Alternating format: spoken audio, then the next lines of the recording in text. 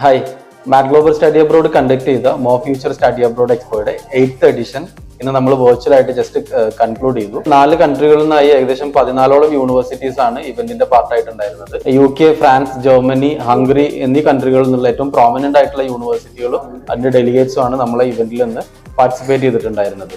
അതുകൂടാണ്ട് നമ്മൾക്ക് ഇന്ത്യയിലെ തന്നെ ലീഡിംഗ് ആയിട്ടുള്ള ബാങ്കുകളും NBFCs നമ്മളെ ഇവന്റിന്റെ പാർട്ടായിട്ടുണ്ടായിരുന്നു. ഏകദേശം 120ഓളം സ്റ്റുഡൻസ് ആണ് ഇന്നത്തെ നമ്മളെ ഇവന്റിന്റെ പാർട്ടായിട്ടുള്ളത്. സ്റ്റുഡൻസും അലോങ് വിത്ത് ദെയർ പാരന്റ്സ് അവർ നമ്മൾ ഇവന്റിൽ ആക്റ്റീവ്ലി പാർട്ടിസിപ്പേറ്റ് ചെയ്തിട്ടുണ്ടായിരുന്നു. അവർക്ക് നേരിട്ട് യൂണിവേഴ്സിറ്റി ഡെലിഗേറ്റ്സ് ആയിട്ട് സംസാരിക്കാനും ഒരു ഫസ്റ്റ് ഹാൻഡ് ഇൻഫർമേഷൻ യൂണിവേഴ്സിറ്റി ഓഫീഷ്യൽസിന്റെ അടുത്ത് നിന്ന് കളക്ട് ചെയ്യാനും സാധിച്ചിട്ടുണ്ട്.